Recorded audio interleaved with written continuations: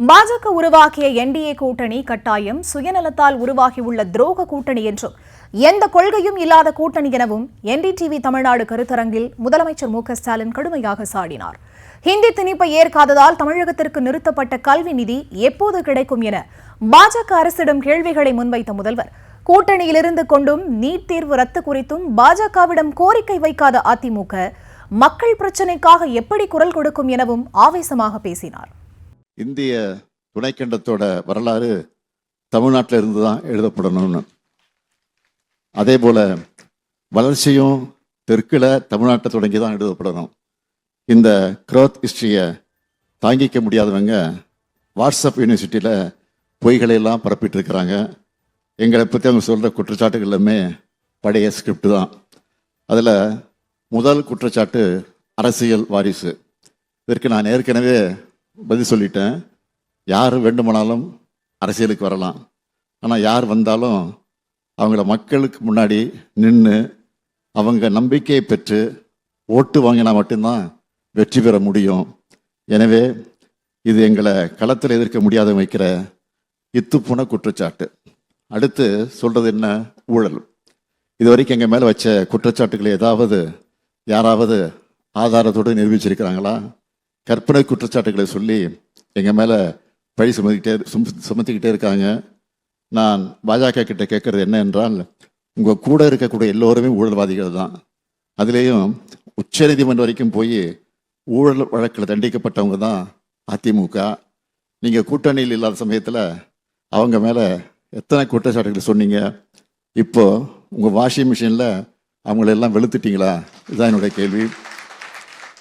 அடுத்து இந்து விரோத கட்சின்னு பேசுவாங்க. ஆனால் உண்மை என்ன? இந்தியாவிலேயே பாஜக ஆளுகிற மாநிலங்கள் கூட இல்லாத அளவுக்கு நாங்கள் ஆட்சி அமைச்சு இந்த 1730 நாட்களில் 1730 நாட்களில் 4000 கோயில்களுக்கு குடமுழுக்கு பண்ணியிருக்கிறோம். உண்மையான பக்தர்கள் மகிழ்ச்சி அடைகிறாங்க. இப்படி பாஜக வச்ச குற்றச்சாட்டுகளுக்கெல்லாம் நான் ஆதாரத்தோடு பதில் சொல்லிவிட்டேன். ஆனால் அவங்களோ நான் கேட்குற எந்த கேள்விகளுக்கும் பதில் சொல்லலை. இப்போது உங்கள் முன்னாடியும் கேட்குறேன், இந்தி திணிப்பை ஏற்காததால் கொடுக்காமல் இருக்கக்கூடிய கல்வி நிதி எப்போ வரும்? பாஜக மாநிலங்களுக்கு வாரி வழங்கிவிட்டு இயற்கை பேரிடர்களுக்காக நாங்கள் கேட்ட நிவாரணத்தை கூட முறையாக தரலையே. ஏன்? கோவை மற்றும் மதுரை மெட்ரோ திட்டங்களுக்கு எப்போ அனுமதி வரும்? கீழடி அறிக்கை எப்போ வெளியே வரும்? இப்படி ஏராளமான கேள்விகள் இருக்குது. இது எதுக்குமே அவங்க கிட்ட இருந்து பதில் வராது.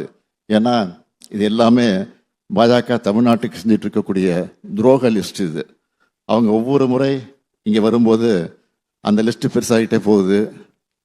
நாங்கள் எதுக்காகவும் இவ்வளவையும் பேசுகிறோம்னா, நம்முடைய இந்திய நாடு ஒற்றுமையாக வலிமையாக இருக்கணும்னு தான் இவ்வளவையும் சொல்கிறோம்.